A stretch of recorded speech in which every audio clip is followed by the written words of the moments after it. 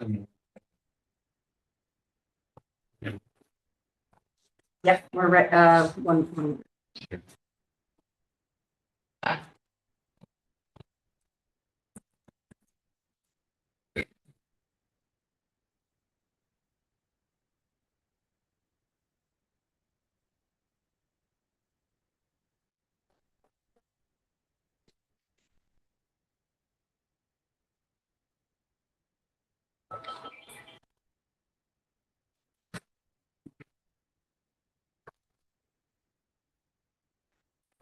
Good evening. I'd like to call to order the June 11th. You're gonna have to speak up a lot just because of the. Oh, okay. Good evening. I'd like to call to order the June 11th, 2024 meeting of the zoning board of appeals. My name's Richard Gilbert. I'm the chair. To my right, we have Dylan Stella, who's an alternate member, but will actually be serving as a regular member tonight. Dennis Crowe, who's a regular member. Bill Piggott, who's a regular member, and then Stephen Bischoff, who is a regular member. And then we have our zoning officer, Maria Patola, at the very end. 4 votes are needed for an application to be approved in accordance with state statutes. A simple majority is not sufficient. The zoning officer will read the call of the meeting as advertised in the application once we start. After the applications have been read, anyone who wishes to withdraw or postpone his or her application is free to do so. If there is no one who wishes to withdraw, we will then go forward with the applications in the order in which they've been advertised. The zoning officer will call the application, at which time the applicant or his or her representative will come forward and state his or her name and address for the record and the nature and reason for the appeal. The applicant or representative should stand where he or she can be seen, and all displays can be seen by both the board and the audience. Any and all items, plans, pictures shown to the board are considered exhibits, and all exhibits must be left with the file. After presentation is made by the applicant, we'll entertain questions from members of the board and then questions from the audience. We will also, after that discussion has taken place, accept presentations of statements either in favor of or in opposition to the application. Please be sure to state your name and address the first time that you speak, and then your name any subsequent time you speak. When your application has been heard, we'll close the public hearing portion of the meeting, and the board will go into deliberations with seated members. You're free to stay here, as tempting as it may be. You should not make any further comments, even if you think of something you should have said or wish you had said but didn't. That would be taken as testimony, and according to statute, we are not permitted to take testimony after the close of the public portion. In most instances, we will make our decision immediately after each hearing. You may stay to hear the result or call the land use in the morning. Also, you'll be notified by mail, and all decisions are published in the source. We'll now call on our zoning officer, Maria Patola, to now read the appeals to be presented to them. Okay, the legal notice advertised. Legal notice Madison Zoning Board of Appeals, Madison, Connecticut. Notice is hereby given that the board will hold a public hearing on Tuesday, June 11th, 2024 at 7 p.m. The meeting will be conducted as a hybrid meeting in Room A, Town Campus, 8 Campus Drive, and remotely as a Zoom online webinar. Attendees may join the webinar through either the webinar link or call in information below. www.zoom.us, webinar ID 92002702103, password 388818, or call in 1-646-558-8656. Application number 2409-105 Circle Beach Road, map 6, lot 27, zone R5. Owner applicant Barbara Milner. Variance requests to section 2.17 to allow 0-foot setback from the critical road coastal resource where 50 feet is required. Previous house was also located at 0 feet from critical coastal resource. Application includes coastal site plan. Application 24-1087 West Wharf, Road, map 15, lot 30, zone R4. Owner applicant Robert J. and Christina S. DiSabato. Variance request to section 3.8C to allow 3,236 square feet of floor area where 2,480 square feet is required. Application includes a coastal site plan. Further details, including application materials, are posted on the Town of Madison website, www.madisonct.org, under the calendar link to this meeting. Questions and/or comments can be emailed to the Land Use Office at landuse@madisonct.org up to 24 hours in advance of the meeting. Dated this 21st day of May 2024, Richard Gilbert, Chair. This was published twice in Source on May 30th and on June 6th. Thanks, Maria. Before we start, I'd like to say, so we're gonna, our alternate commissioner, Dylan Stella, he's going to be seated as a regular member this evening, so he'll be taking part in the deliberations, since there's only 4 regular members. So given that, I'd like to call the representative or applicant for 105 Circle Beach Road. I'd like to present. Yes. Good evening. My name is Chris McKeon. I'm an attorney in the offices of 900 Chapel Street in New Haven, Connecticut. I also live here in Madison at 31 Hotchkiss Lane. I'm here tonight representing Barbara Milner, who's in the back row here. She bought this property back in 1978. The property had a structure on it that was storm damaged and ultimately demolished back in 2012. She has been sifting her way through the FEMA requirements, the 50% rule, and lots of other information trying to figure out the best way to proceed with this property. I submitted today a letter which is going to be my comments tonight. So it's really a sort of a roadmap of what I'm going to tell you tonight.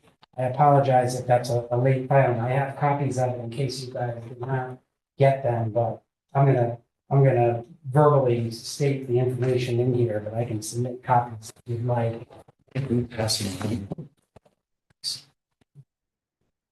There was a letter on the website. Yes. This is the same one. Yes. I submitted a letter today, which is exactly what I'm gonna go through right now. So it's not exactly the same. These are. Okay. All right. So the applicant seeks one variance here. So from that sense, the application is fairly simple. This lot is entirely comprised of coastal resources, and therefore we need a 0-foot setback from the coastal resources, which, as you know, the requirement is a 50-foot setback. The previous house obviously had a 0-foot setback from critical coastal resources, and more importantly, that house was situated much closer to the actual significant resources, most significant being the sound itself. It was much closer to the water and also situated almost on the western property line. So it was non-conforming with respect to the western side yard setback. The former house was located 2.7 feet to be exact from the western property line. It also, as I indicated, had a 0-foot setback from the critical coastal resources. It was located 20.5 feet from the mean high water line, approximately 5 feet from the coastal jurisdiction line, and approximately 2.5 feet from the high tide line. Again, that's the former location. The proposed new house will, if the variance of the 50-foot critical coastal resources setback is granted, the proposed new house will comply with every zoning requirement. Essentially, the house is being shifted this way into the building envelope so that it will comply with all yard requirements, all coverage requirements, all floor area requirements. So in doing so, we will eliminate the existing or the formerly existing nonconformity of the western side yard. The,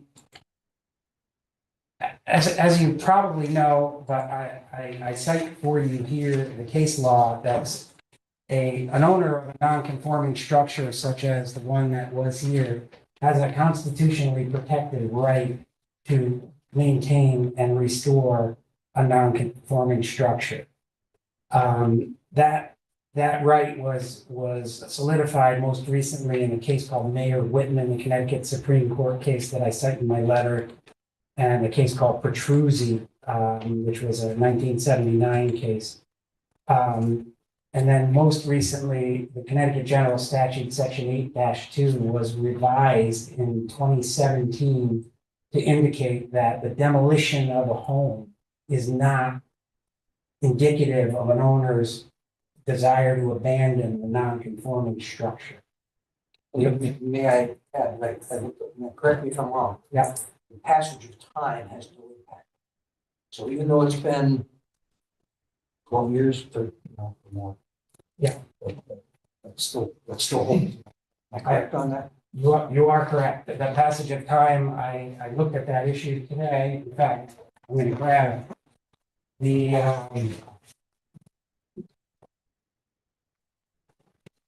thinking that may come up. There are cases, and this is from Judge Fuller's land use law and practice treatise.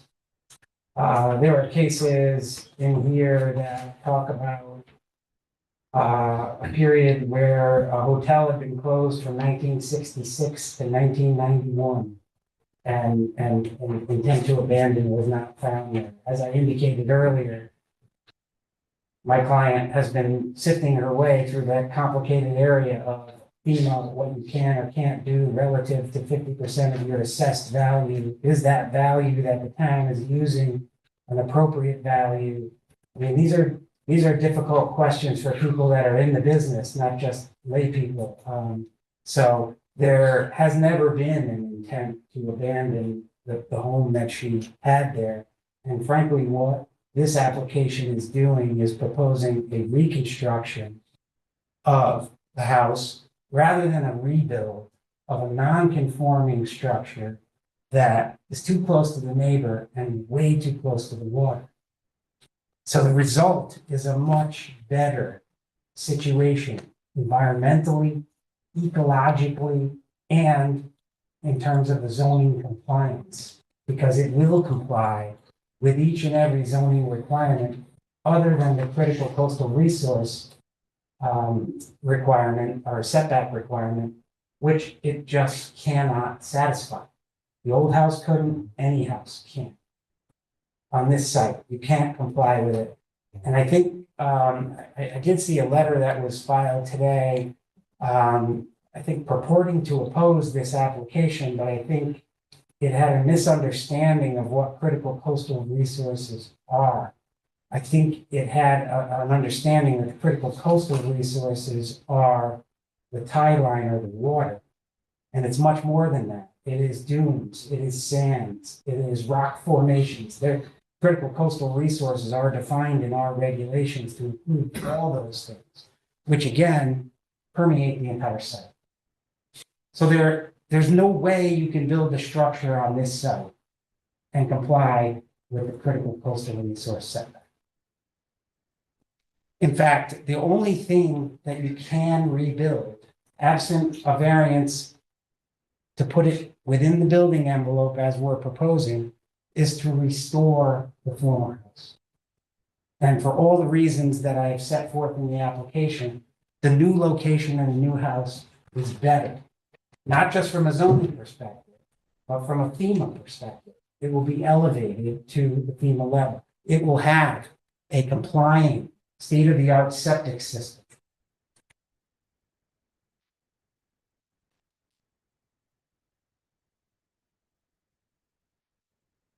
I know I've been before this board before, and I've cited the cases of Adolphson, Vine, and Hescock as standing for the proposition that a reduction or elimination of nonconformities can be an independent basis for the board, should it so choose, to grant a variance rather than a finding of a traditional legal hardship, which, as we all know, is sometimes a difficult standard to satisfy.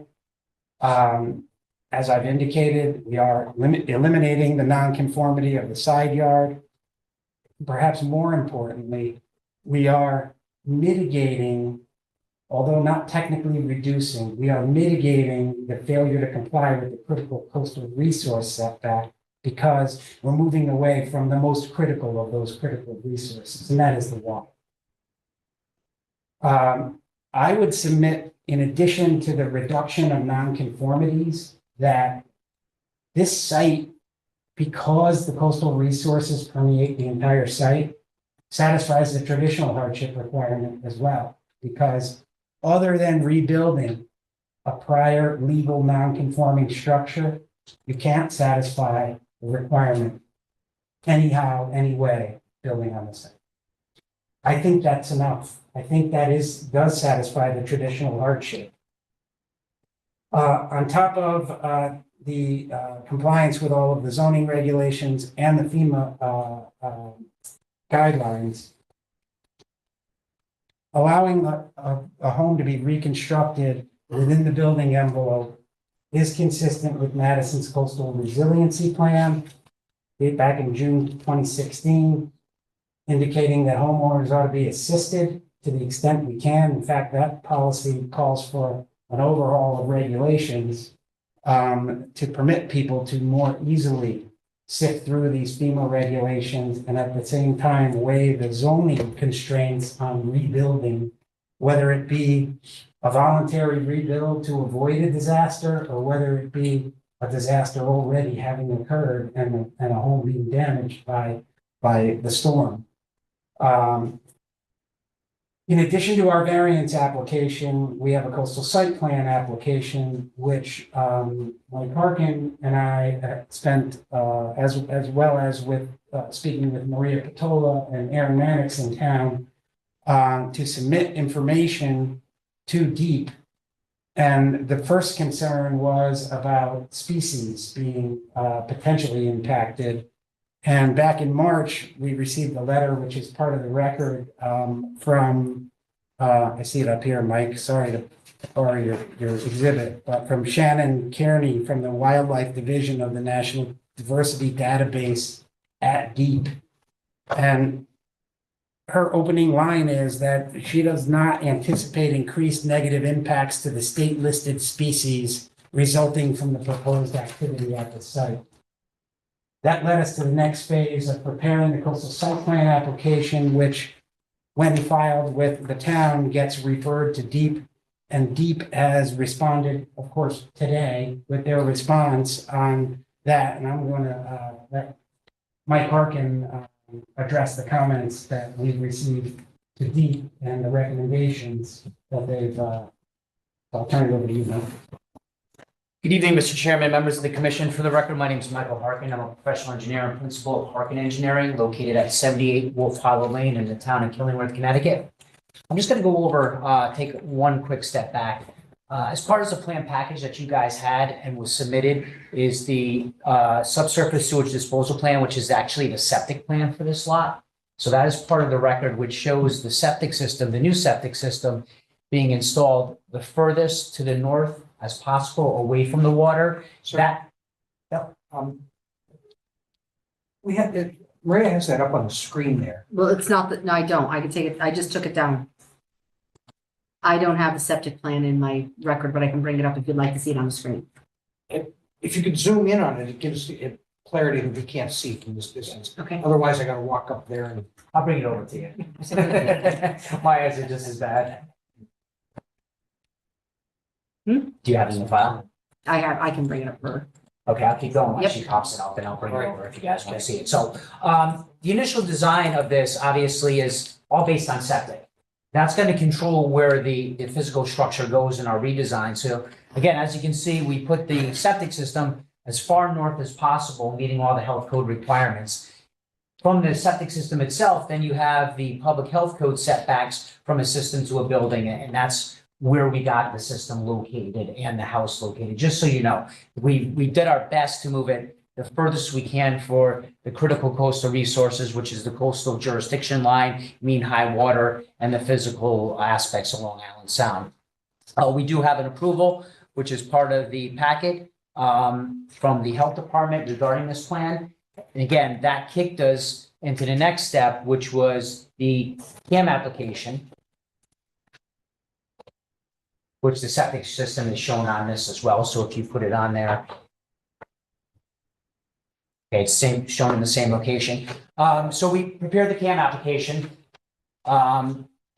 We had multiple discussions with the town before we did this. This has been going on for about a year now, the project plans. We talked to Maria, we talked to Aaron. The town itself, mainly Aaron, asked us before we submitted the CAM application to touch base, as Chris said, with the natural diversity database with regards to endangered species, plant life and plant matter again. And Chris went through there and, they basically stated that they don't anticipate any impacts from our proposal. After that, we had that letter, we submitted the whole application to Aaron, subsequently sent it up to the DEP. At 2:00 today, Maria got the comments and then forwarded it to us. I have the comments here, which is basically, my office does 3 to 4 CAMs a week. It's pretty much the general what they put out, but he does have recommendations. And when I say he, Jason Hale was the reviewer for DEP on this one. He had only 2 recommendations, which are achieved in our plans anyways. The first was to ensure installation and maintenance of appropriate erosion and sediment control measures during the planned period. But as you can see in our plan, we have anti-tracking pad, we have stake hay bales, and we have silt fence shown on the plans and called out. Those are basically one of the things that have to be implemented and installed, and then we have to call Maria to come out and take a look at it. She does have a screen. Want to move that over so you can see a little better? We can't see. There you go. Spot on. Do you want me to point at that? Make it easier for you? Yeah. That would make it much clearer. Perfect. So on our plans, we have multiple callouts. We have the anti-tracking pad, the stark hash line is silt fence. You can see the stake hay bales in the back of it. All those get implemented before construction starts. Then we call Maria out there to come take a look at them. She gives her blessing, and then we can start construction on the site. So That's only during construction. that is during construction. So his item number 1 is already taken care of on our plans. He has recommendation number 2 to ensure that the structure's elevation, electrical, and AC unit meet FEMA and LIMWA VE Velocity Zone 13 local flood management standards. Again, we already achieved that on our plan. It's VE13. Our finished floor elevation is at 15.50, which meets the FEMA requirement as far as elevation. We have a mechanical platform on the side of the building, which does not go past the building setback line. That's a requirement. And it's at the same elevation. So we meet that for mechanicals. And then we have the propane tanks shown on the plan as well. And those are strapped down and weighted and called out as well. So we basically meet his 2 recommendations that he had requested in his review. Now, again, I know Attorney McKeon had mentioned, and I just want to restate that the critical coastal resource on this site is the beach sand. It's beach, okay? We've done 6 or 7 houses on Circle Beach Road. This is the first time we've ever actually come in to ZBA based on the beach. So you're going to be seeing a lot more applications on Circle Beach Road coming in because virtually everything on Circle Beach Road is beach sand. It's all a critical coastal resource except for the asphalt in the street itself. So, for instance, if we wanted to put a front porch or something on this, if it was already constructed, we would have to come back to you because everything on Circle Beach now is pretty much a coastal resource because it's all sand. So, again, just to show everybody on our plan, the old dwelling location, virtually almost right in the water lapped underneath it. I believe it was 2 feet and change from the property line. And what we've done is moved our proposed structure as far back from the water as we can. Again, that's based on the existing or the proposed septic area. We've taken the septic, instead of having it on the water side, we've put it as far landward as we can. And then most importantly, we fit within the parameters of the building setback lines. We meet all the bulk standards, again, as far as building setback, the lot coverage, floor area. The stairs for this, I just want to make note, is underneath. A lot of people ask because we're pretty close to the building setback lines. They'll be accessing through stairs underneath. Now, with that being said, that ends my portion of the presentation. If Attorney McKeon wants to wrap up, I'd be happy to answer any questions that you guys have with the site plan. or Parking underneath? Parking, not really underneath. I mean, they have the driveway. They may be able to get a car in here, but I think this is going to be like the other houses, grade beam on piers, because it's elevated. If you have a set of piers here, again, you're only going to get 1 or 2 cars in the front lot. Yes, sir. On the coastal site plan that we just got today. The analysis section, summary and recommendations. I wonder if you could read that or just summarize that. I just went through the recommendations. You want me to go through the analysis? Well, it This says, is- based on the information provided, further evaluation is necessary to ensure the safety and protection of life and property. And then it goes on to say, the home, it needs to be carefully reviewed to ensure it complies with FEMA standards. In other words, and if you read further, I kind of get the impression that they still have some questions about this. And if you look at these charts here, they say issues of concern, potential risks to life and property in the coastal area, checked. Proximity of disturbance to sensitive resources, checked. Potential to cause erosion, check. Water quality and stormwater impact, check. These are all issues that they pointed out. Yes, sir. And your comment, I guess. Yeah, absolutely. We do so many cams a week. That is standard cookie cutter language that they put into their documents. Every single house on the street and every single dwelling has the same potential of what they just listed, and they're all pre-existing. Every existing resident, even this neighbor that lives in this house, they can check the same box to. It's just a standard check on that. They go through to discuss the building itself to make sure that it meets FEMA requirements. Our plan 100% meets FEMA requirements. That's why our client hired a professional engineer to design it to meet FEMA requirements. Okay. If you go on additionally, he goes on to talk about the increased density in a flood-prone area. That's true. We are increasing the density because we're putting a house back where a house previously existed. Right now, there's no house. If you put anything there, we're increasing that. So we go through these and we see these a lot. I saw these in probably 3 other applications last week, comments. There was another item. They talked about it. So the parcel is inhabited areas of critical species as identified by the biologically database. Okay. We went above him to the natural diversity database. So the reviewer just looks at general concerns as a whole for the area. We've gone further and implemented our plans, engineering designs to FEMA, as well as going in and looking at the critical coastal resources via a department that's actually ahead of them. That's what they specialize in. So, you know, his summary goes through and lists those things, but then his recommendations are just those 2 minor items, which we've already taken care of in our plans. So, you know, not to diminish any of his analysis, he's basically putting down what's required in his job to identify the potential aspects which can happen on this. And then if they were so egregious, he would put further recommendations that are more detailed in it. And he didn't do that. These are the standard ones. And, you know, not to lead into another application, but you see the standard ones when we go to the next one. So really not major concerns from an engineering standpoint. Okay, thanks for the clarification. Thank you. So Maria, may I ask a question for zoning or either you? So you're front of the old house is here and you're moving it north and it looks like east. Well, why?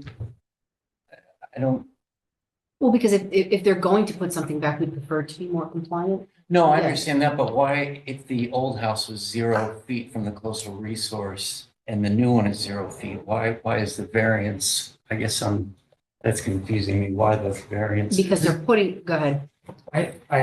I had the You same. had the same question. I have the same confusion. That's good. And I can share with you that I have colleagues, land use attorneys doing work in Madison asking the same thing. Yeah. I think the answer is because we have a 0-foot setback requirement in the house that either is existing or in this case formerly existing. But we're building a house in a different area with a different 0 setback. So it's similar to the situation where you have a structure in the side yard setback, for instance, and you're putting a layer on top of it that also is in the side yard setback. Certain towns and cities, you don't need to come and get a variance for that. Or you can do it by special exception if you do a little step back. And our history has been to put these in front of the ZBA because it is a different kind of 0 coastal resource setback than what just simply replacing the prior structure is. That's the best explanation that I can come up with. So I was thinking that perhaps by moving the house, you lose your grandfathering of all those setbacks. But you still want one of the setbacks. And so that's what you're requesting variance for. And in a different way, in a different location. Yes. Yeah. But you're correct. If you're not going to rebuild your non-conforming structure, you build something else, you do lose the non-conforming structure status, the legal non-conforming structure status, yes. And to be clear, it wouldn't be possible to construct a new house in a different location without a variance. That is my position. I don't believe, again, other than reconstructing the one that was demolished, you cannot build a home in the building envelope on this site and comply with the 50-foot coastal setback. Can't be done.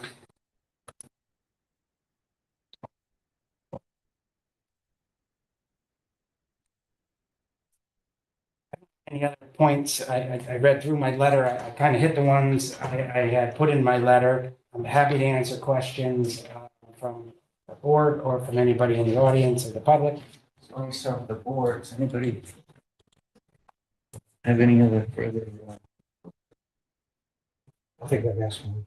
And Maria, just to state the obvious, we've gone over this 1,000 times, but just to state it, if they wanted to rebuild in that exact footprint where the old house was, they wouldn't be here then. They could correct? build in kind, Right, okay. exactly in kind. Exactly. in kind. Oh, wait, Mike Harkin has a comment. I'm sorry. Mike has a comment. Oh, yes. We can build exactly in kind, but the caveat is we have to meet FEMA flood requirements and elevate the structure up to the same elevation that we're elevating up to. It's a FEMA requirement. Yeah, that does remind me of another point that I was discussing earlier, and that is the location of, this one doesn't show the prior home, this one does, but the location of the prior home raised, I think, is an offense to the surrounding neighbors. You know, it's out closer to the water, it's going to stick out more.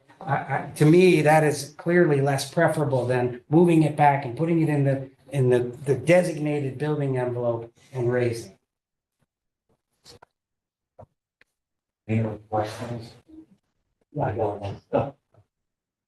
So your lot coverage is less than, right? I mean, looking at the chart here, maximum lot coverage maximum lot coverage required in that zone or allowed in that zone is 1,744. We're proposing to be at 1,600, so we're less than the regulations. But the previous house was 1,108. Yeah. So the previous house by the water was a bit smaller than what we're proposing, but we're still under the max lot coverage allowed for the lot.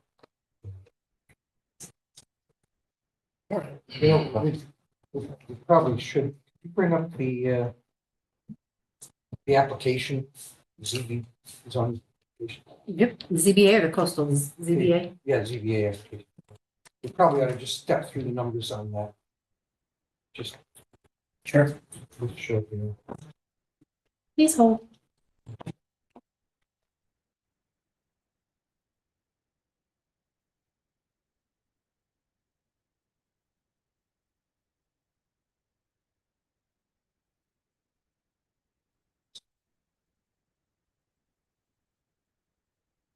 You're talking about page 2, probably, correct? Yeah. So the only variance is 217. Yep.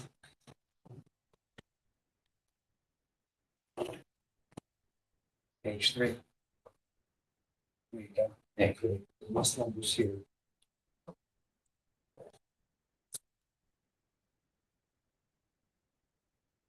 So. I think if you go to the next page, you've got the table. The zoning table. Yeah, That really clarifies it. yeah, I think the attachment. is Yeah, what you're talking about. Yes. yeah, it's the attachment. Unless we told it out, made it a separate. Did you make It's a it? different file. a different Yeah, Or you could just put up my site plan, it's right on the site plan. Yeah. Sorry, I thought it was. Notes. Yeah, every time I click on something.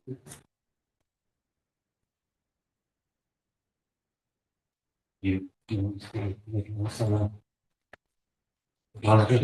yes.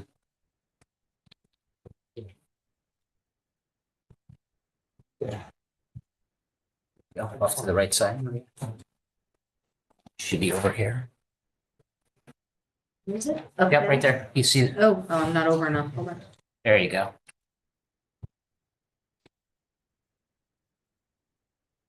Zoom work. Oh, now I got a jig all over me.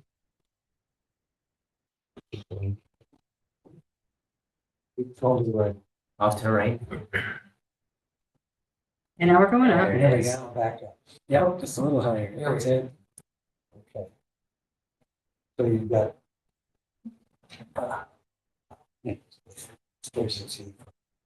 So you've got.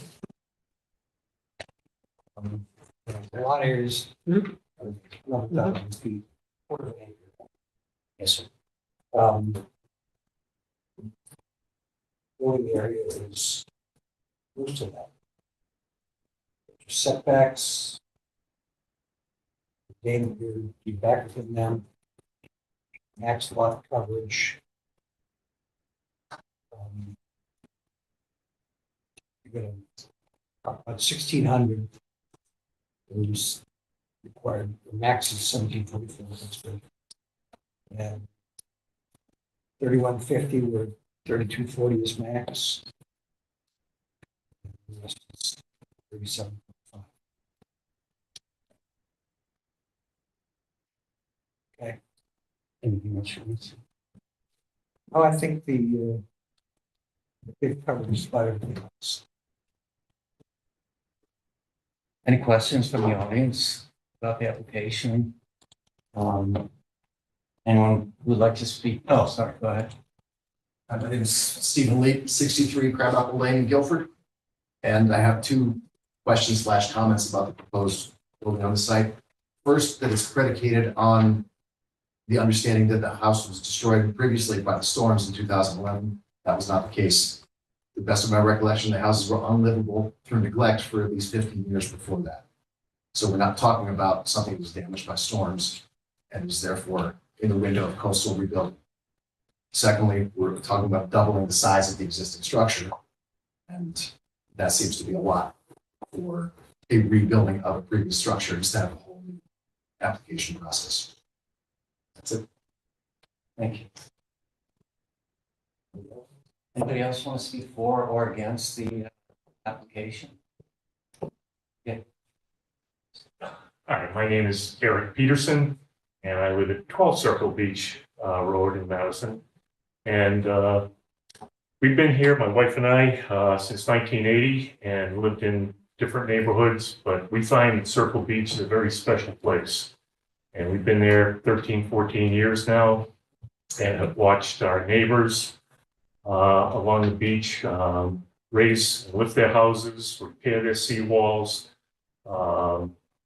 You know, we were there when they demolished the house, and I don't know the applicant, but it would be nice to have a home there. We're seeing families moving in, and I just feel that from a self-serving purpose, I kind of watch my land assessments go up. We talked about it's a lot of sand down there, which is dangerous, but our assessments have gone up significantly, but we enjoy it. And I don't want to see our house, if it gets destroyed in a storm or something, for us to have to encounter, because it is non-conforming, some of the rebuilding issues that this owner seems to have been going through the last few years.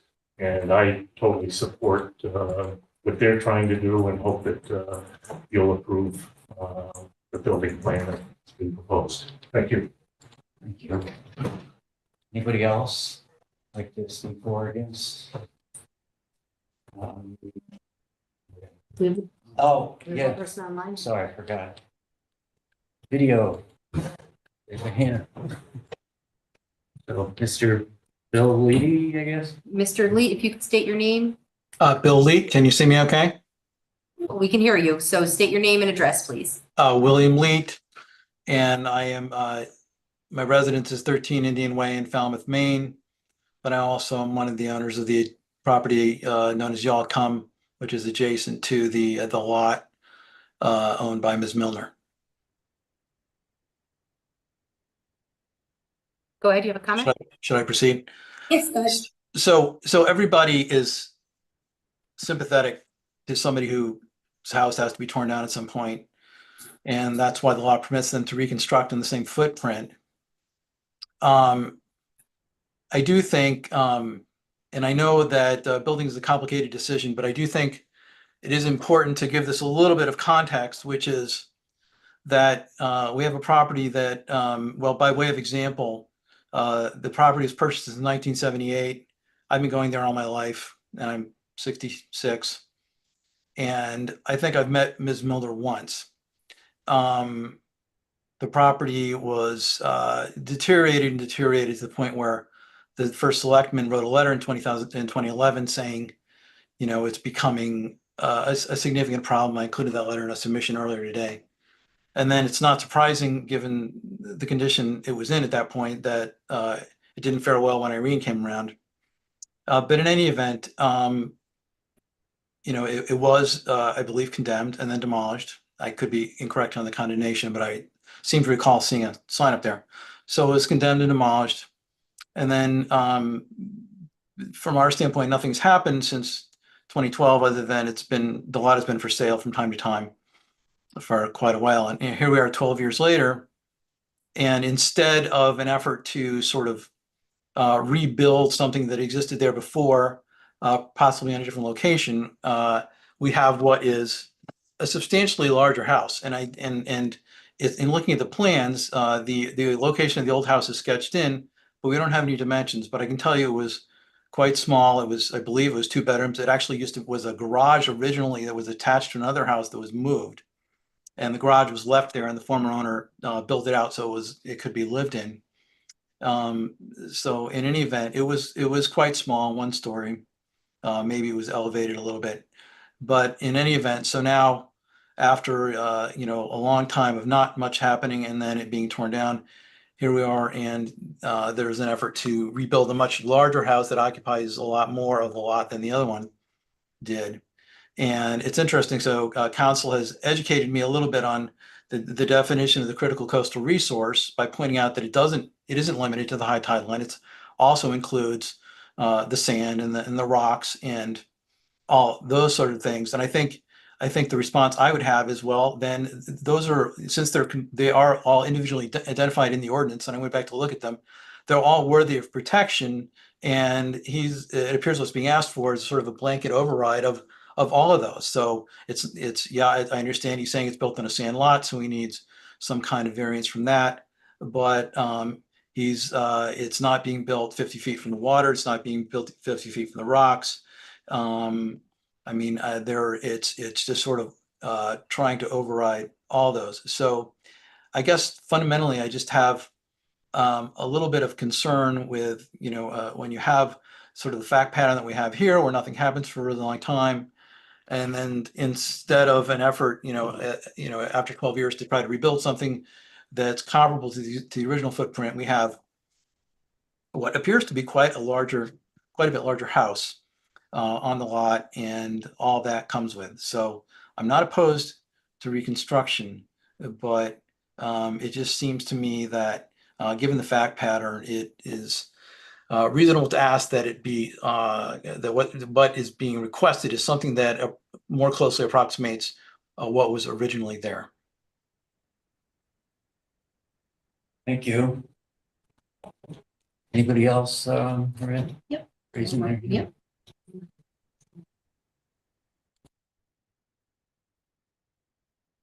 Amy?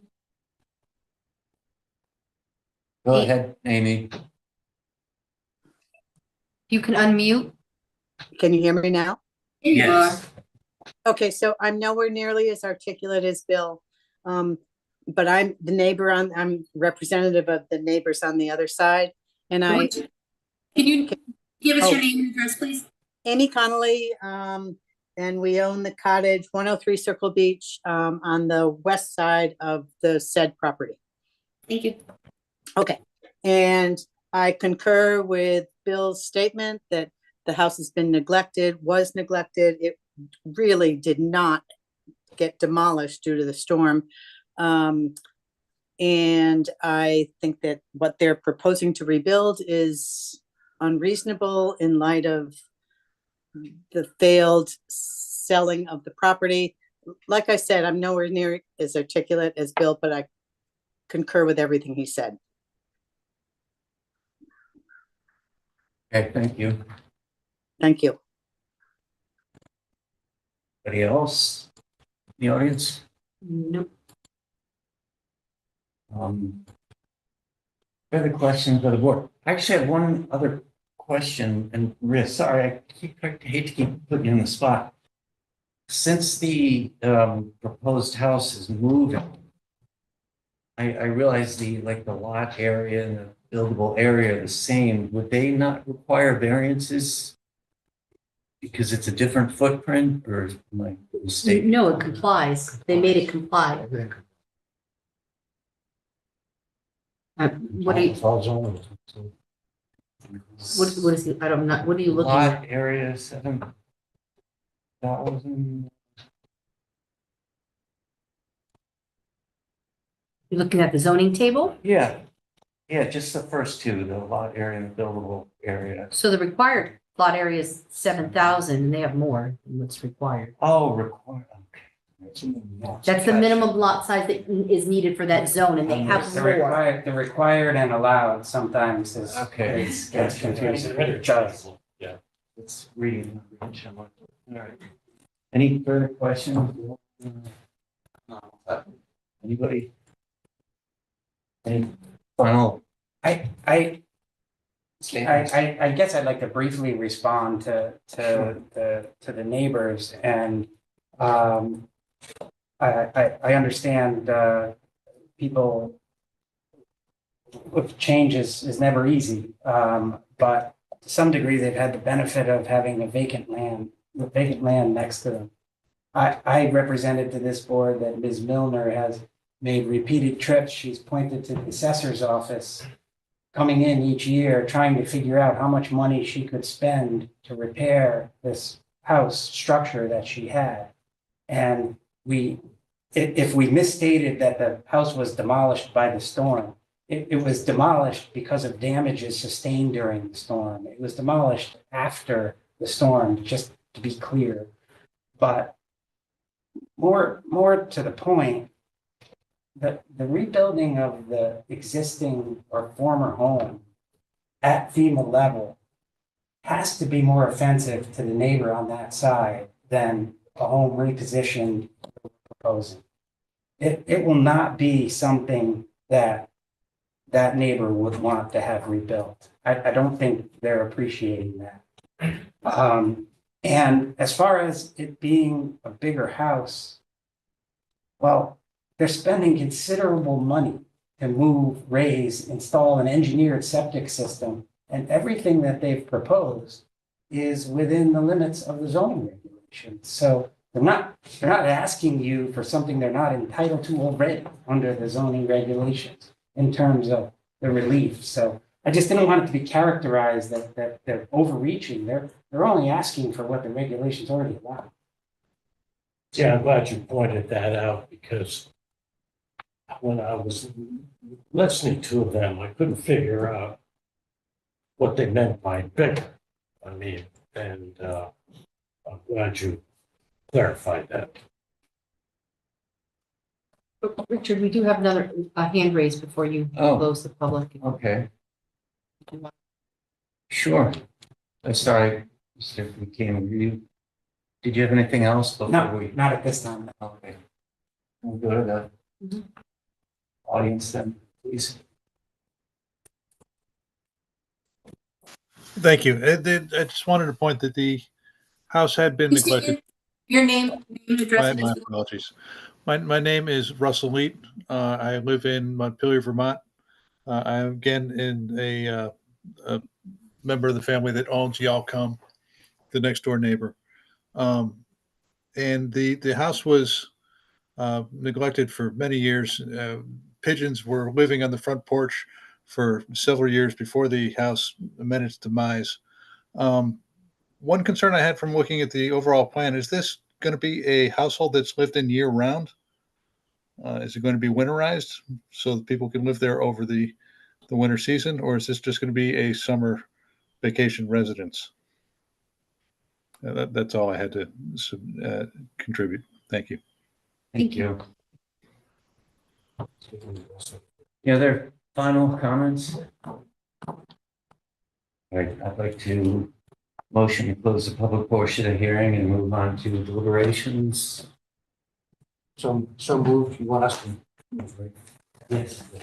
I'll move it. Second. All in favor? Aye. Opposed? Steve, you want to start? I'll start. I appreciate everybody's comments and everything, but it's, everybody in town of Madison has the right to rebuild, basically, the lot that they own. We believe that the new structure is running in all different ways. And so we believe that the hardship with the zero setback and zero setback is hardship enough to approve it.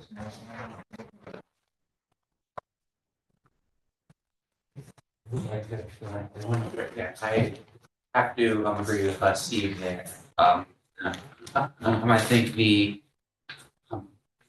building they're proposing is a lot better than the previous structure in terms of like reducing some of the various nonconformities. And I do think the legal definition of a hardship is met in multiple ways. The retaining the nonconformity of the previous structure, and also the fact that the entire property is a critical coastal resource, and you can't really build a structure without requiring variance. Unless you're constructing the previous work structure. But I will say it is definitely important that the house is constructed according to plan, according to all of the engineering and testimony I've heard today, and that should be emphasized in our approval.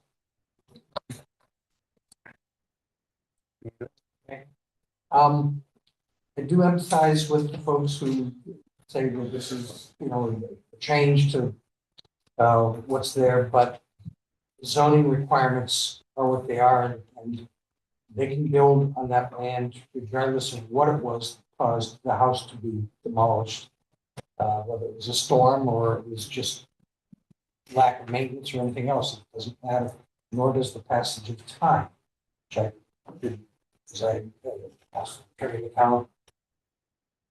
Those things do not give us the right to say, well, you can't use your land. Okay, that they still own the land, they still have, can build within their zoning requirements.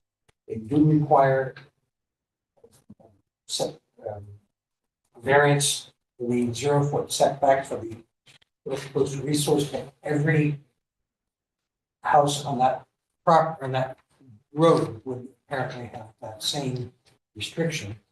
And I would think that because there is nothing on the property anywhere that does not violate that requirement, you couldn't put a worker's toolbox there say, without it being in violation. So I don't see the objections as being sustainable against those items.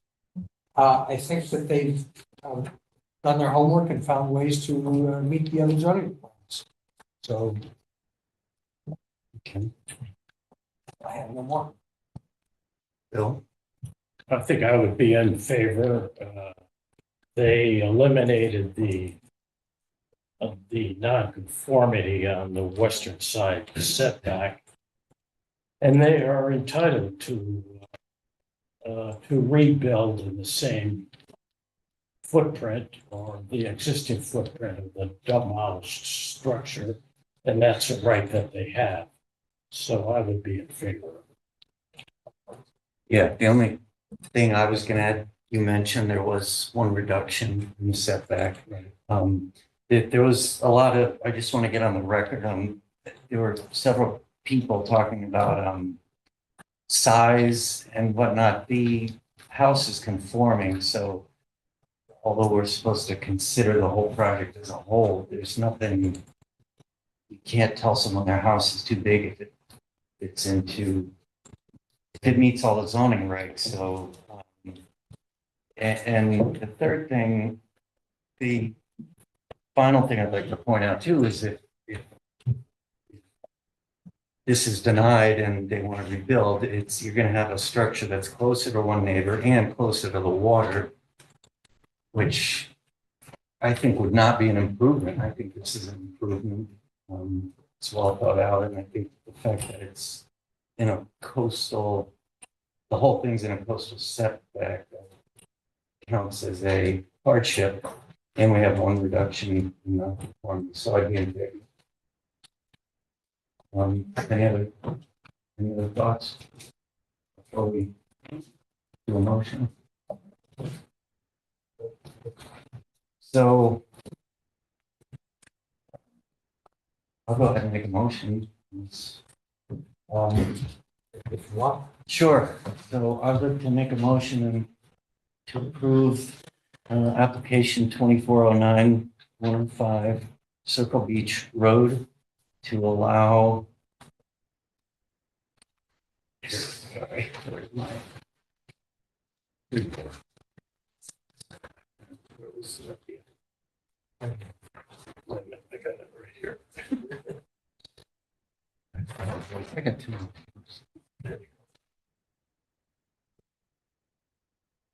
So I'll start over. I'd like to make a motion then to approve application 2409-105 Circle Beach Road to grant a variance to section 2.17 to allow 0-foot setback from the coastal resources. And the justification is the reduction in the side setback and the hardship that the entire lot is within the coastal resource. And I'd like to also state that the variance is based on the plans as submitted, and that all construction must conform to those plans. And that we also find the coastal site plans. That's a separate variance. Right, we do too. Okay. That's it. So could I get a second? Second. All in favor? Aye. Any opposed? That passes unanimously. I'd like to put a motion that we find that the coastal site plan is consistent with the goals and policies of the Coastal Management Act, and we approve the coastal site plan for application 2409-105 Circle Beach Road. Well, let me have a little discussion before we move. Oh, If you- We still get a second, then we can move on. I'll second it if we can do a little discussion. Sure. Okay. I'll second the motion. Now, I just want to Set a discuss, discussion. I just want to discuss the points that Bill made with the letter that came in about the concerns and the risk of property life and so on. I find it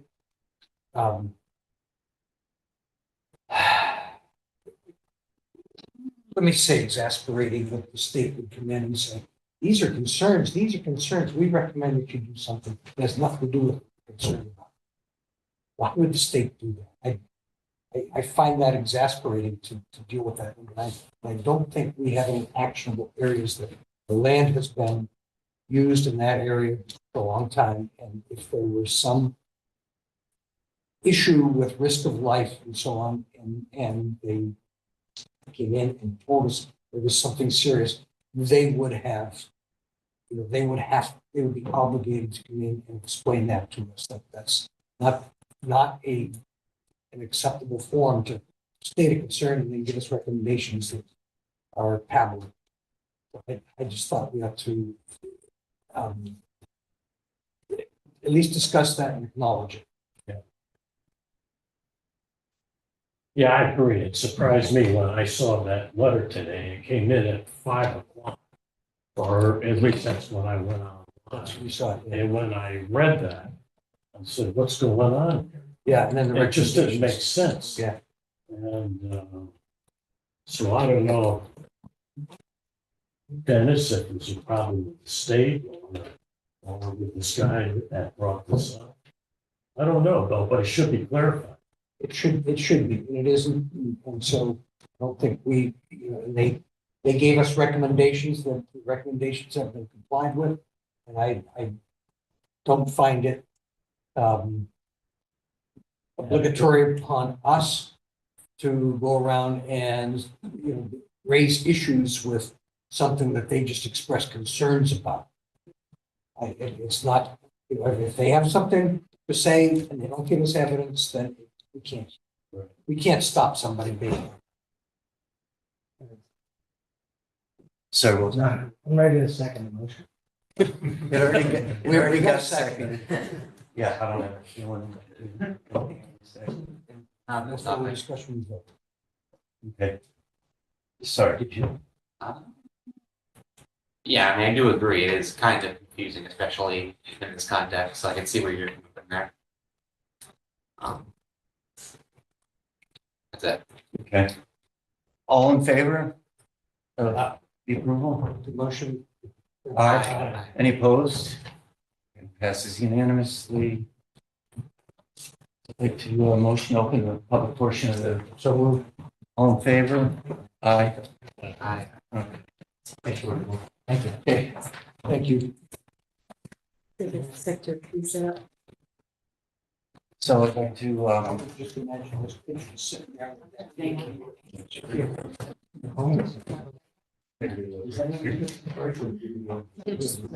a second, because a lot of we gotta change a room.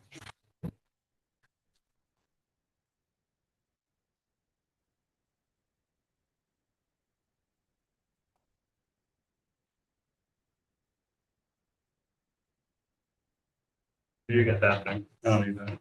Oh, no. You got no mind. You got no mind for itself. I'd like to invite the applicant. Owner for application 1087 Westwood Road. So please present. Hi, good evening, Chris McKeon, office address is 900 Chapel Street, New Haven, Connecticut. Reside here in Madison at 31 Hotchkiss Lane. I represent Robert and Christine Esabato, sitting right here at the end of the first row. They are the owners of 87 West Wharf Road, Madison, Connecticut. Similar to the prior application I submitted today, basically an outline of what my presentation would be. I have extra copies in case they didn't work their way to you. This application is similar to several other applications I've presented to the board.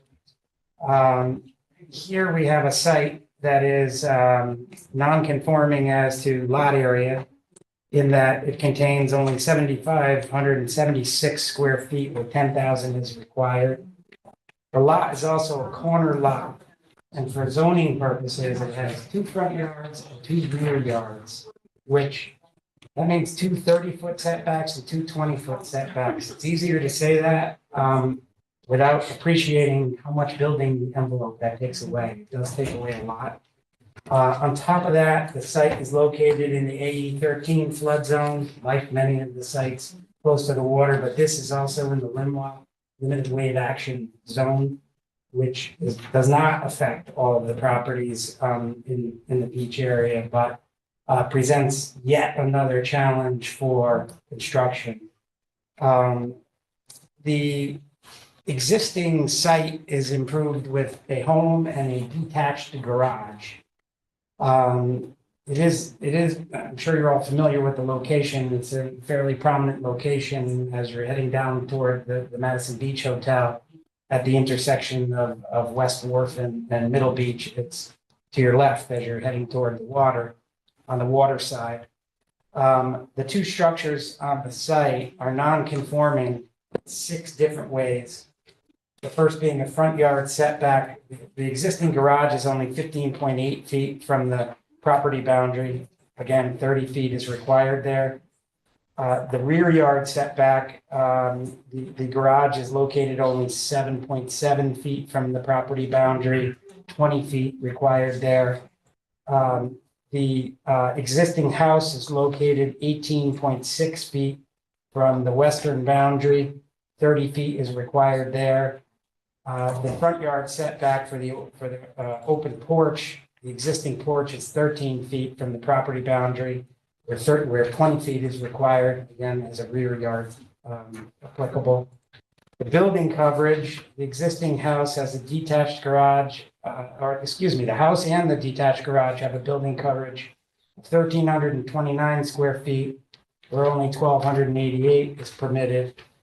And the last being the fact that the detached garage is where it is because it is a front yard. It is an accessory building in a front yard, which is prohibited by section 11.1 of our regulations.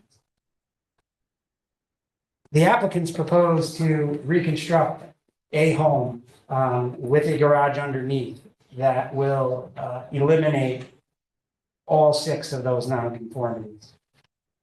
And in doing so, they need 1 variance, and that is as to floor area. Now, you look at the floor area variance we're requesting, and you see a 756 square foot number, and that might jump off the page at you a little bit. But I recall being in front of this board with a property on Oak Avenue down off of Neck Road, and it's a theme that is coming through. Frankly, all of the folks who are trying to raise their homes to comply with FEMA that I've met with, many of whom I steer away from here, telling them that they're asking for too much, or I don't think they're going to get it. But in the Oak Avenue situation and in this situation, because you're raising to FEMA levels, you have an area beneath the lower level, the area below the first floor, which in some respects becomes basement instead of cellar under our regulations. And the significant difference there is that you have to count basement toward gross floor area.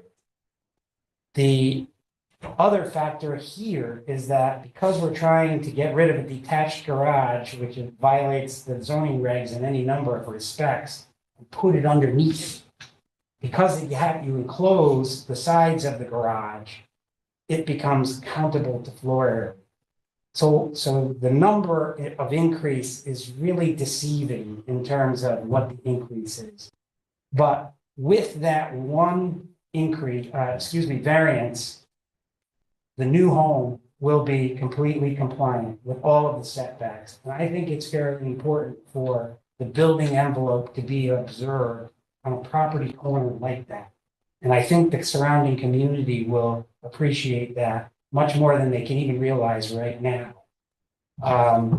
So to summarize, the newly reconstructed home will be much more compliant with the Madison zoning regulations. It will comply with FEMA, and it will have a new complying state-of-the-art septic system. This application is similar in some respects to the prior application in that we have a non-conforming structures. With that come the rights to rebuild those in place. And similar to the last application, what we're suggesting is the proposed reconstruction of this house is way better than rebuilding the existing house and the existing detached garage where they're located. 6 different nonconformities get taken care of. I can't remember an application that I've presented to this board where that many nonconformities were being taken away, at least in the ones that I've been in front of you. Again, the case law relative to eliminating nonconformities is set forth in my letter. Those are the 3 main cases are Adolphson, Vine, and Hescock. And of course, the Mayor Whitman case, the theory being, and this quote from the Mayor Whitman case to me sums it up, that the reduction of a nonconforming use to a less offensive prohibited use may constitute an independent ground for granting a variance. So what that's really saying is that if we can get rid of a bunch of nonconformities and end up with one minor one, it's a situation that a zoning board of appeals is justified in granting a variance if it chooses to exercise its discretion to do so. I believe that in addition to the reduction of nonconformities argument, the site is unique and does satisfy the traditional hardship requirement as well. I live down in the beach area, and I know there are a lot of corner lots, but I don't know that there's a lot of corner lots that are in the Limwa zone. And have the construction issues that people in the Limwa zone face. I know I was before this board on a garage that was built on Middle Beach that had to be built, built according to the building code to withstand wave action, and it's expensive. But I can't really think of a property corner with a small size lot. I think I know of some that are lots that are comply in terms of lot area, but not a small lot on a corner with 2 front yard and 2 rear yard setbacks in the flood and in the Limwa zone. Just don't know that there's that many. And again, the challenges that presents to somebody, whether they're rebuilding non-conforming structures or reconstructing a complying home, are significant. The rebuilding of the home to comply with FEMA and also to comply with the Madison regulations, given the requested variance, is consistent with the June 2016 Coastal Resiliency Plan. In addition to our variance application, again, it is seeking only the gross floor area variance. We've also filed a coastal site plan application. Mike Harkin from Harkin Engineering will discuss that. In that application, he indicates that the proposed project will meet or exceed FEMA requirements. The nearest coastal resource is the beach, which is 107 feet from the southern boundary of the parcel. And there will be a reduction in impervious area on the new proposed site, reducing stormwater runoff. Therefore, there's no adverse impact on coastal resources or water-dependent uses. And the proposed plan is consistent with the policies and standards of the Coastal Area Management Act. With that, I'd like to turn it over to, who's going first, Mike or Travis? Turn it over to Mike Harkin, and he can go through the coastal site plan. Good evening, Mr. Chairman, members of the commission. For the record, my name is Michael Harkin. I'm a professional engineer and principal of Harkin Engineering, located at 78 Wolf Hollow Lane in the town of Killingworth, Connecticut. Again, here tonight on behalf of my client. Just going to go through the process of how we design this lot. Again, everything starts with septic on this area of town. So we do have a septic plan in front of you. It has been approved, as you can see, by the health department. You don't have to put that up. I'll go right to the coastal site. If you can put it on the screen, I'll talk to the screen to make it easier on everybody. My old eyes. Yeah. I'm closer than you. I still have to use my glasses. And I'll keep going and she puts it up there. So again, this is our coastal site plan. You can see, obviously, we went out and we had the property surveyed, A2T2 survey by Stevens and Associate, located in Madison, Connecticut.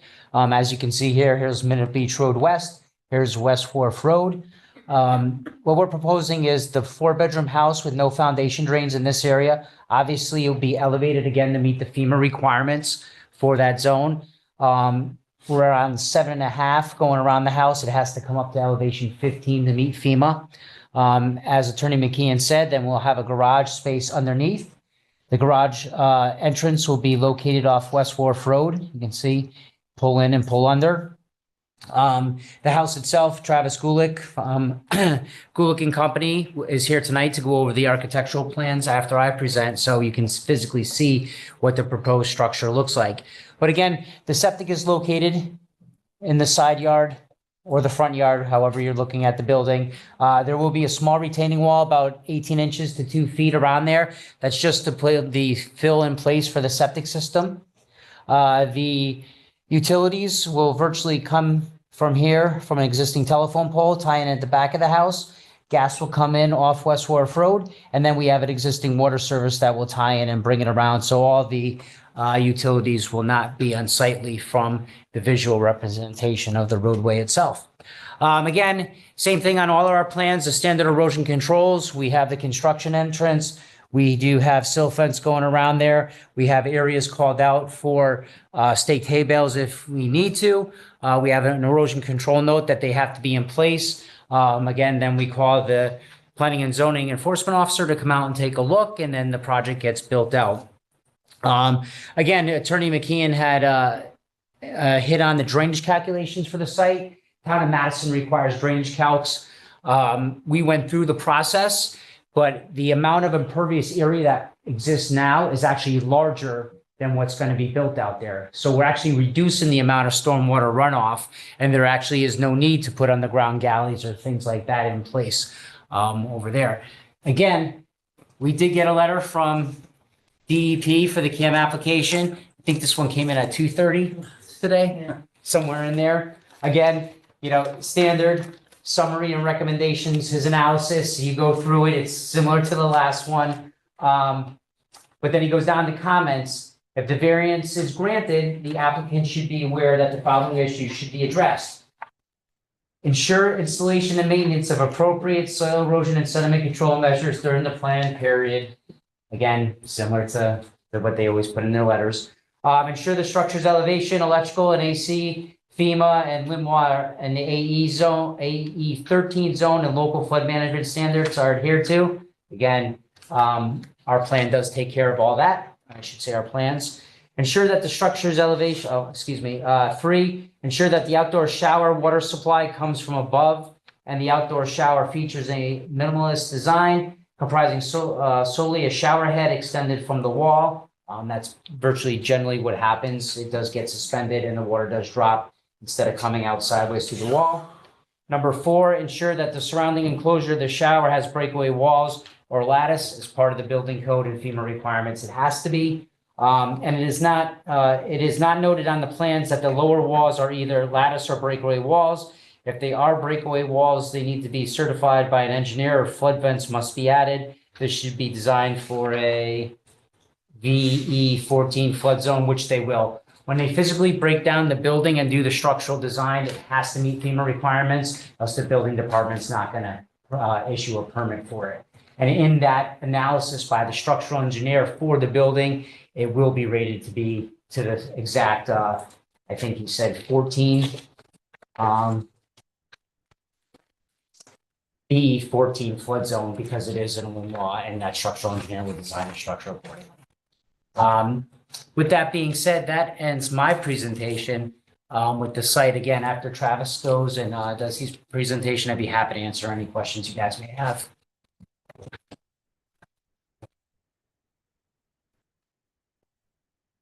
Bring it up a second. Thank you. Travis Gulick, Gulick and Company, design build firm, Madison, 45 Wall Street. We were contacted by Bob and Christina to try to figure out what to do with this house. It's a cute little old cottage, right on the ground. It's very small rooms. We kind of went back and forth. As commission knows that we love to raise and renovate, have these type of houses. We go in these, that's our first thought. However, when we started going back through everything, raising, renovating, moving back, septic, all that aspect, it just doesn't make it financially possible. And so when we started looking at a new construction house, we really wanted to make this conform. Obviously, what Attorney Keehan said was that it's a small lot. It's under that 10,000 square feet. So we only had a certain amount of square footage to go. We have the two front yards, 30 feet and 30 feet. And then the rear yards, 20 feet, 20 feet. With the front yard setback, there's an open porch setback. So we have 20 feet for a front porch, which means just the front porch, no living space above it on both sides as well. So we were going to take advantage of that as much as possible. So over here, this was the driveway. We moved it over on this side.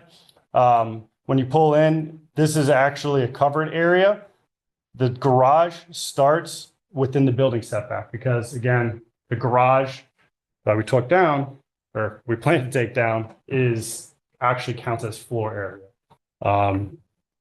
And so it has to be within the building setbacks. So the garage is under here. We have a covered front porch, stairs going up the front. This, on the north side, this is actually just a deck.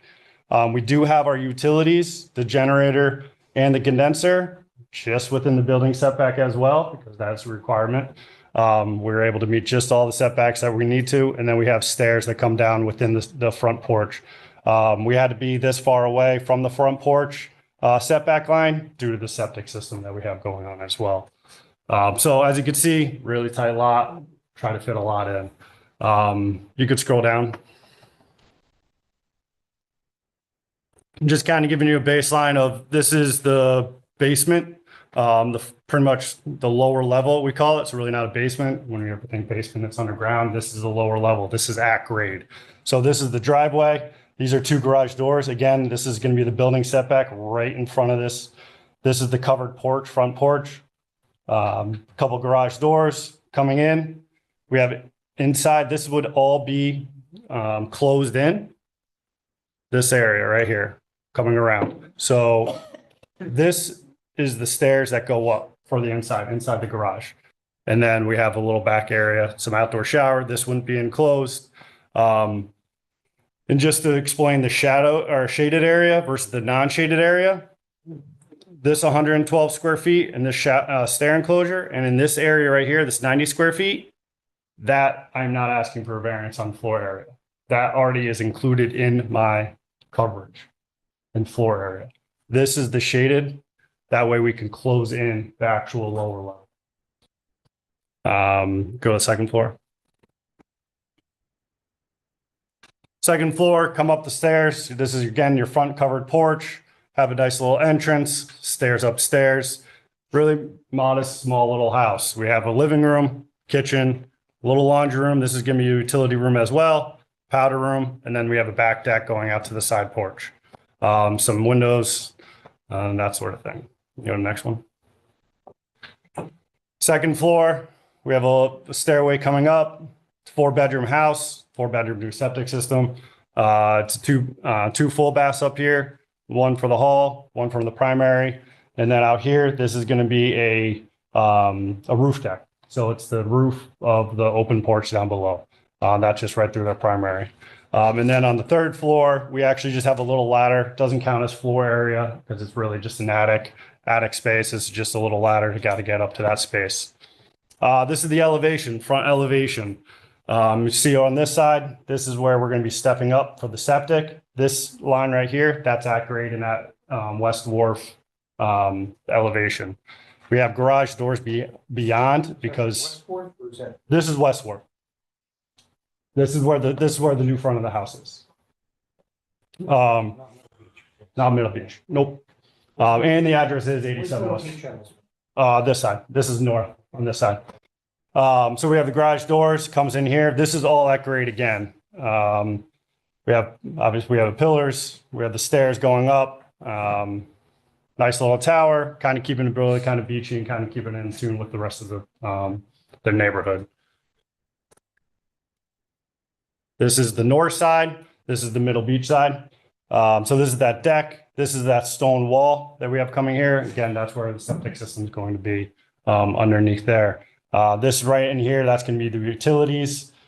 Pretty basics, nothing. This is the front porch, covered area. Again, covered area, the front porch counts as half of coverage. So instead of putting that into the house where we're wanting more, we actually have an outdoor space that counts as half coverage. This is the back. This is east side. We have a couple double doors right out to right out to the lawn. Outdoor shower underneath. This is all open. This is where the deck is. Again, the raised area. This is actually going to gradually grade down. So it's actually from the front. I'll show you again in the front, and then this is the south side. Again, this looks like lattice. These are going to be enclosed walls, not lattice. They would be like the CAM application says, breakaway walls, everything FEMA compliant. We'll have flood zones. Again, everything will be structural engineer drawn. You just go to the front real quick, or the first page, Maria, please, site plan.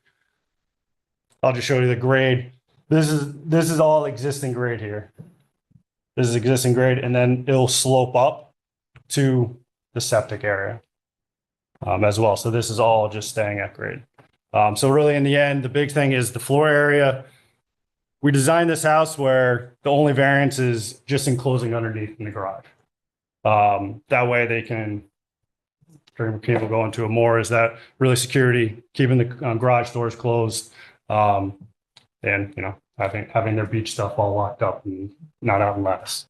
So kind of summarize everything. Any other questions?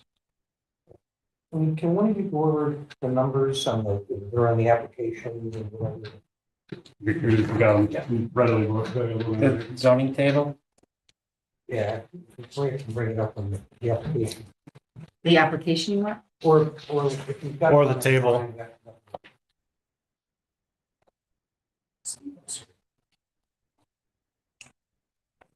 Oh, actually, you could go to my second page. I have it all too on mine.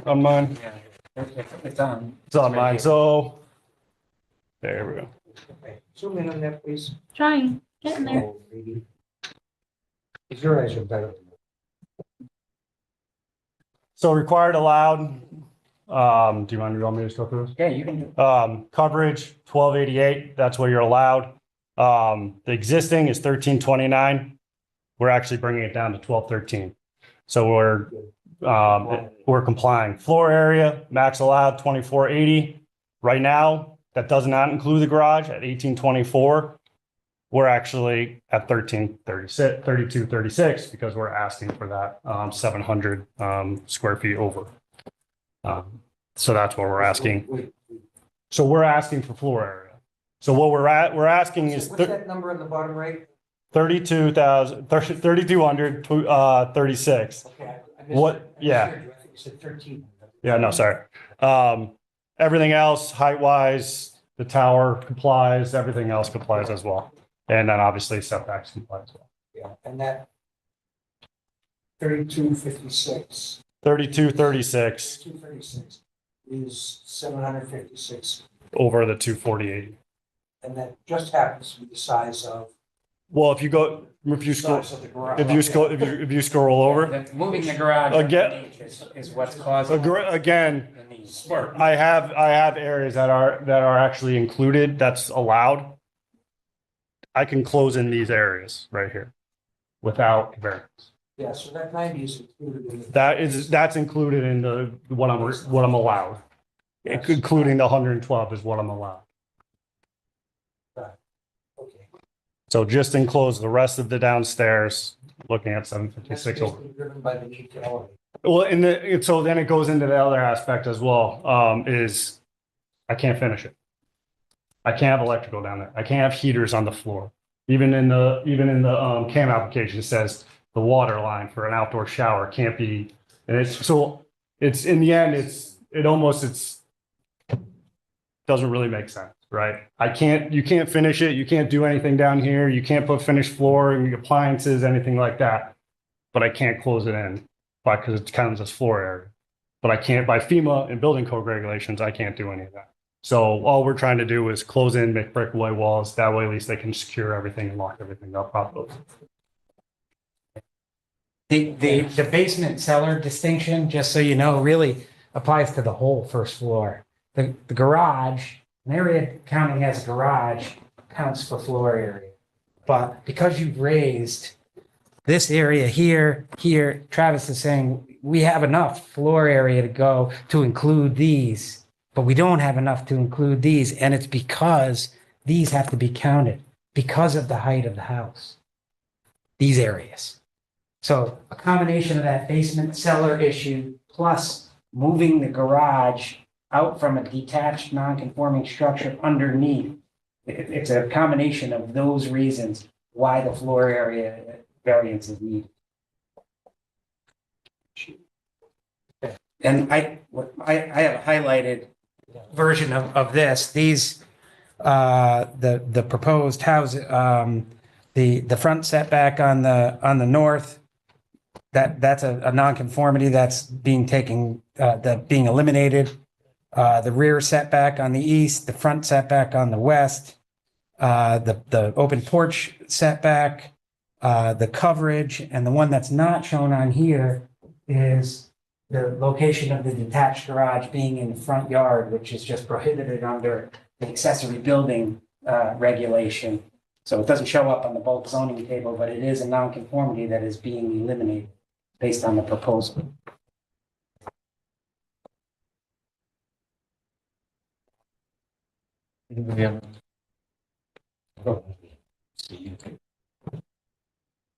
Questions? I want to understand the breakaway walls. What does that work? So it's really just the way the framing gets attached to the concrete. There's screws that go into the concrete, the pilot piers that have a tension strength and that they actually just snap. So actually they all just fall in. That way it's not putting any pressure on the concrete piers. So the concrete piers won't break. It's really just these panels and the screws that attach to those will just snap. And then if you didn't put those 2 walls or 3 walls there, you would be an open garage and that would be. Oh, the aspect is we can still lattice it. We can put lattice, that way water can free flow and everything like that. We just can't. And it wouldn't count. It wouldn't count. So it's good, it's semi-enclosed with lattice, or we can really actually fully close it. But in the end, the construction actually is still the same. You'll still have the breakaway panels, and still have the breakaway screws that everything will be attached to.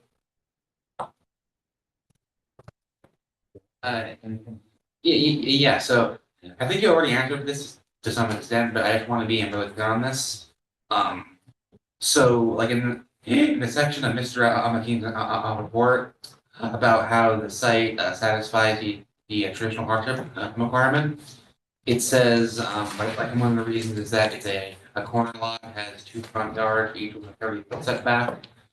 But I guess what I was wondering initially was, you're not asking for a variance for a setback, you're asking for a square footage increase. So I was just wondering, like, how those two connect. But I think you will have more answers to some extent, but just.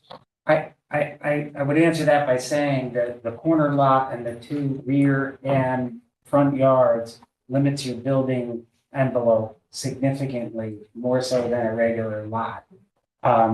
Combined with the fact that the lot is non-conforming in terms of size to begin with. So you have a condensed area to put building, which means that you're sort of squeezing everything together and having to raise for FEMA. And because you've got to recognize that floor area on the bottom floor by raising, that's what's triggering the need. Also, taking a detached garage, which is non-conforming, and including it within the structure, within all the setback lines, those two factors are driving the need for the variance of floor area. And I searched my own files for variances similar to this. I mentioned the Oak Avenue one where the board did approve additional floor area as a variance. I did one on 127 Island Avenue, which was a similar situation. And the floor area variance was granted on that one as well. But I do think that the FEMA requirements, the breakaway construction, and the 2 front and 2 rear yard setbacks, together with a detached building and structure, both of which don't satisfy the zoning regulations, I do think that satisfies the traditional hardship, because I can't think of a site where that has occurred. But I could be wrong, but I just don't know that that's a usual occurrence. Okay. I'm all set.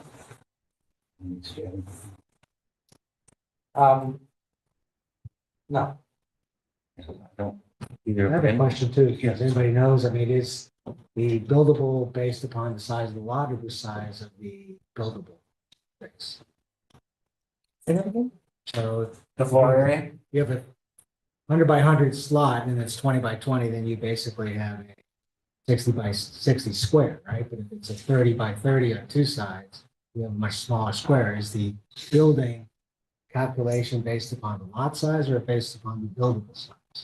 The floor area and coverage are based on lot size. Yeah, which again is non-conforming. I know. So yeah, you know the table with all the confusing numbers in it, that's what drives both coverage and floor area, so.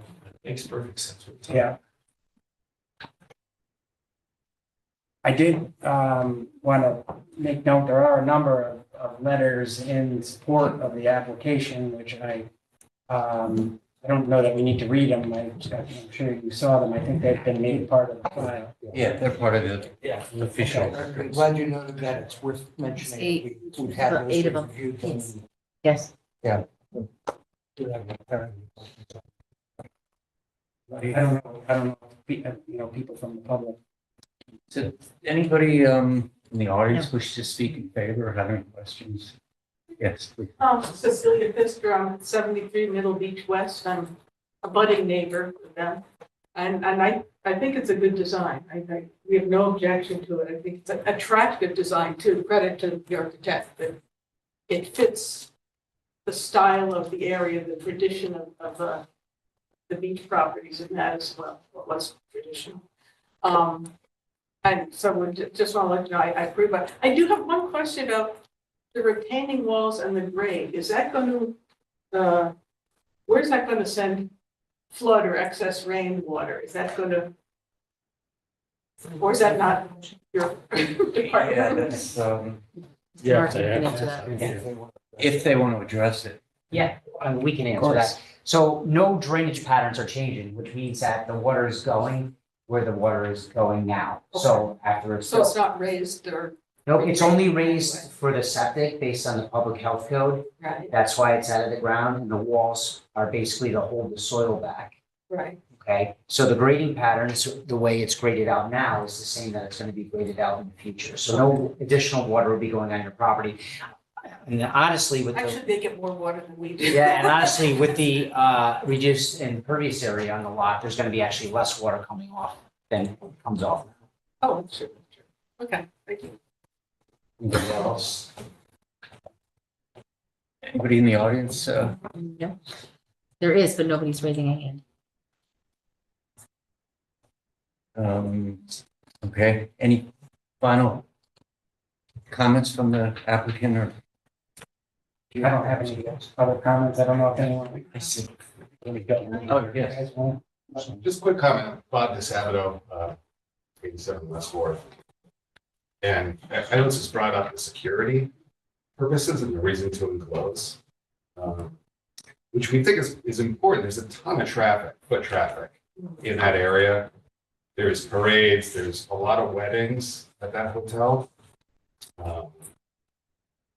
You know, party goers are walking around. There's the grassy strip concerts, there's the fireworks. And so the security is very important to us. And that's a big reason for wanting to enclose that lower level. Whereas Travis pointed out, you know, the alternative, we could lattice, but we just don't, you know. Your cars aren't safe. Right. But that's another concern. I think it's that. Thank you. Sure. You, ma'am. Yes, I was just gonna, I'm Margaret Smith, 65 Middle Beach Road West, and I just wanted to echo everything that Cecilia said. I think it's a great design, I think it's aesthetically pleasing to the community, and I think it will vastly improve that piece of property. Anybody else? Nobody in the audience? Any final? Okay. Have anything else? Final questions? Anybody? All right. Make the motion, we move to close the public portion of the hearing and move to deliberation. Second. All in favor? Aye. Opposed? Wants to start? I'll start. I would be in favor of approving the application. One, we're eliminating, I believe it is 6 non-conformity. And also, it's a unique hardship. The lot area, square footage is non-conforming, but also it being a corner lot with 2 front yards and 2 side yards. So I think with the reduction of the 6 non-conformities, and again, the unique hardship, I would be in favor of approving the application. I would agree with that. I think that the substantial reductions is compelling.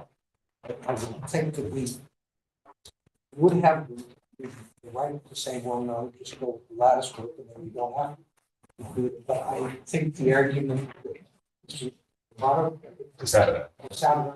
made about the security provided by solid walls is also in the interest. They are sacrificing the garage in this process to use that area for a place for the cars and other items down there is it's protected that way. And so I think that's a hardship in and of itself if they've lost it. And they need the security. So that plus substantial reduction on these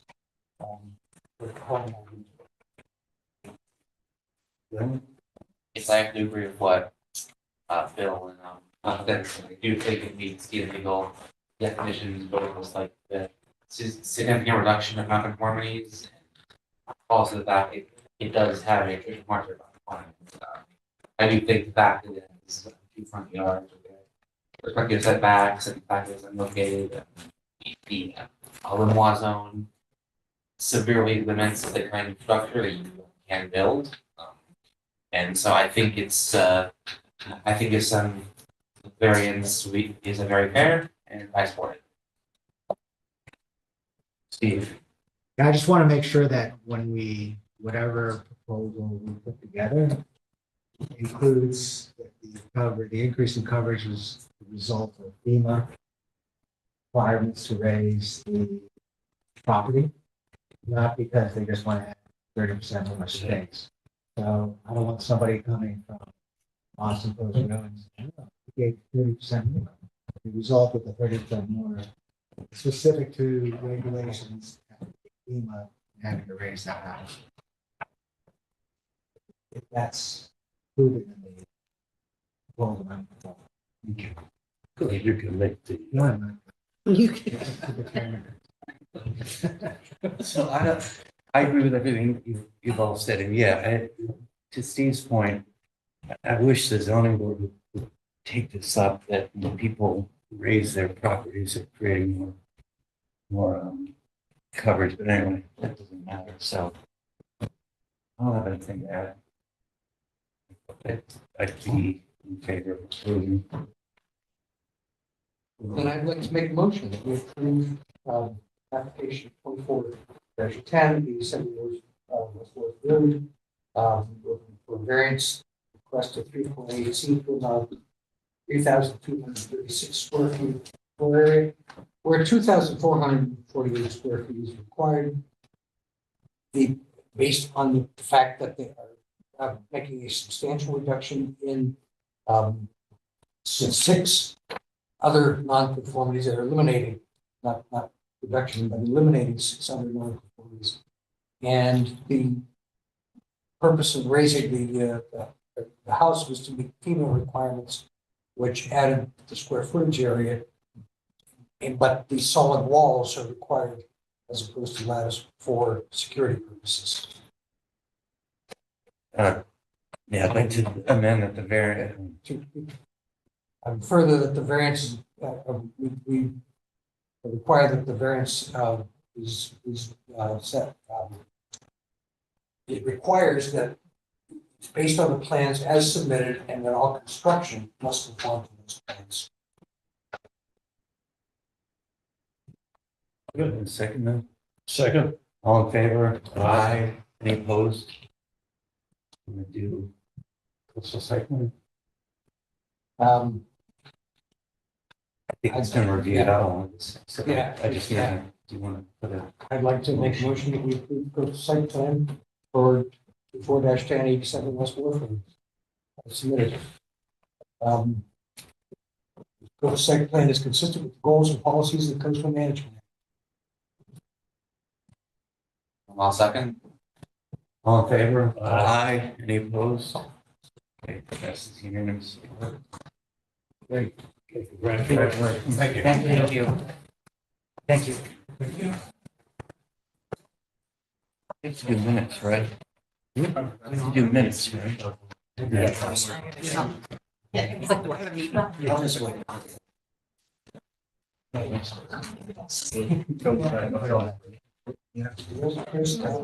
Thank you. Thank you. Thanks. Mike. Thank you.